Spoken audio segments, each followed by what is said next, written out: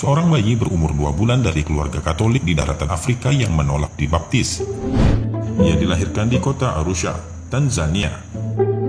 Ibunya bernama Domisia Kimaro, sedangkan ayahnya bernama Francis Fudin Kira. Suatu hari di bulan Desember 1993, tangis bayi membahagiakan keluarga itu, sadar bahwa bayinya laki-laki mereka lebih bergembira lagi. Bagaimana pemeluk agama Katolik lainnya? Domisia dan Francis juga menyambut bayinya dengan ritual-ritual Nasrani. Mereka pun berkeinginan membawa bayi manis itu ke gereja untuk dibaptis secepatnya. Tidak ada yang aneh saat mereka melangkah ke gereja.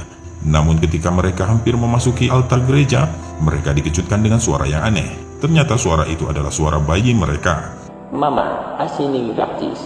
Nani kau Allah wa jumbe wakil Muhammad. Ibu, tolong jangan baptis saya. Saya adalah orang yang beriman kepada Allah dan Rasulnya Muhammad. Mendengar itu, Domisia dan Francis gemetar. Keringat dingin bercucuran. Setelah beradu pandang dan sedikit berbincang, mereka memutuskan untuk membawa kembali bayinya pulang. Tidak jadi untuk membaptisnya. Ayah dan ibunya, Domisia dan Francis, bingung. Kemudian didatangkan seorang pendeta untuk berbicara kepada bayinya itu. Sang pendeta bertanya, "Are you Yesus? Apakah kamu Yesus?" "Tidak, aku bukan Yesus. Aku diciptakan oleh Tuhan, Tuhan yang sama dengan yang menciptakan Yesus." Awal Maret 1994, ketika usianya melewati 2 bulan, bayi itu selalu menangis ketika hendak disusui ibunya. Domisia merasa bingung dan khawatir bayinya kurang gizi jika tidak mau minum ASI, tetapi diagnosa dokter menyatakan ia sehat. Usianya yang baru 4 bulan memulai mengeluarkan lafal-lafal aneh. Beberapa tetangga serta keluarga Domisia dan Francis terheran-heran melihat bayi itu berbicara. Orang-orang yang takjub menimbulkan kegaduhan sementara, namun kemudian mereka diam dalam keheningan. Sayangnya waktu itu mereka tidak mengetahui bahwa yang dibaca Quran surah Al-Baqarah ayat 54.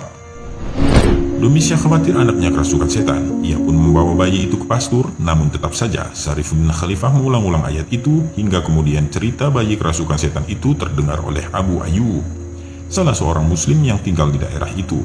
Ketika Abu Ayyub datang, Syarifuddin Khalifah juga membaca ayat itu.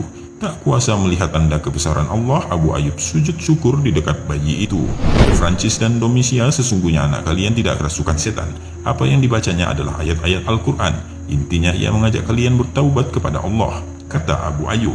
Beberapa waktu setelah itu, Abu Ayyub datang lagi dengan membawa mushaf. Ia memperlihatkan kepada Francis dan Domisia ayat-ayat yang dibaca oleh ibunya.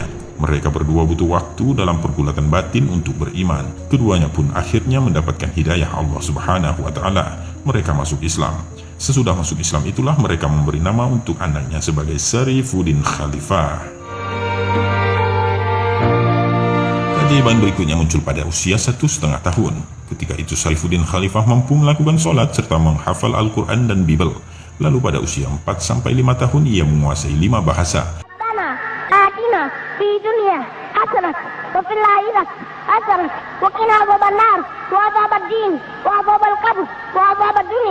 Usia itu Syarifuddin Khalifah mulai melakukan syafari dakwah ke berbagai penjuru Tanzania hingga ke luar negeri. Hasilnya lebih dari 1.000 orang masuk Islam. Kisah nyata Syarifuddin mengislamkan ribuan orang ini terjadi di distrik Pumwani, Kenya, tahun 1998.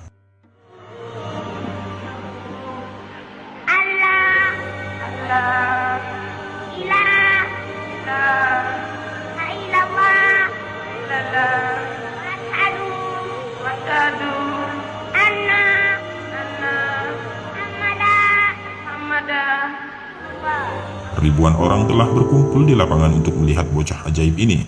Syarifuddin Khalifah, usianya baru 5 tahun, tetapi namanya telah menjadi buah bibir karena pada usia itu ia telah menguasai 5 bahasa. Oleh umat Islam Afrika, Syarifuddin dijuluki Miracle Kid of East Africa.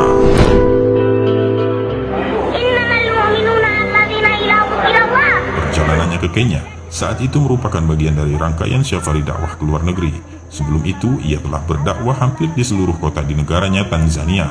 Masyarakat Kenya mengetahui keajaiban Syarifuddin dari mulut ke mulut.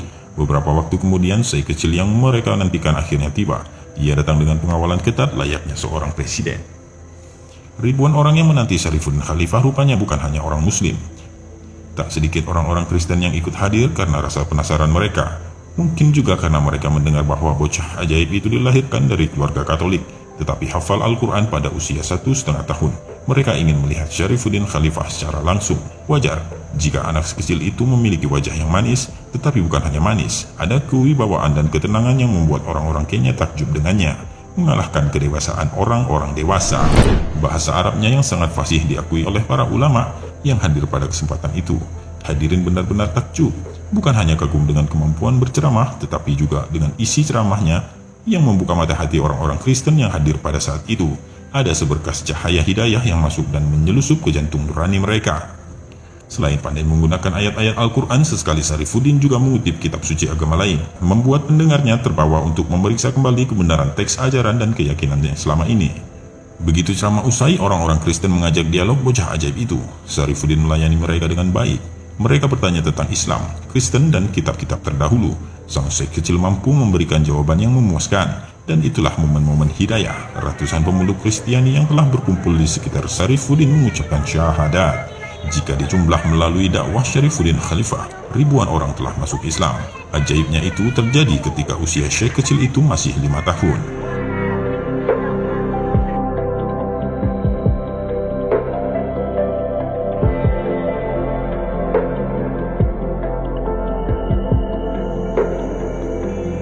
Mungkin Anda akan terheran-heran, bahkan tidak percaya jika ada orang yang bilang bahwa di zaman modern ini ada seorang anak dari keluarga non-muslim yang hafal Al-Quran dan bisa sholat pada umur 1,5 tahun, menguasai 5 bahasa asing pada usia 5 tahun, dan telah mengislamkan lebih dari 1.000 orang pada usia yang sama. Tapi begitulah kenyataannya, dan karena ia disebut sebagai bocah ajaib, sebuah tanda kebesaran Allah Subhanahu wa Ta'ala. Sekarang bayi itu sudah remaja. Para ulama dan habaib sangat mendukung dakwah Syekh Syarifuddin Khalifah. Bahkan ulama besar seperti Al-Habib Ali Al-Jufri pun rela meluangkan waktunya untuk bertemu anak ajaib yang kini telah remaja dan berjuang dalam Islam. Allahu Akbar.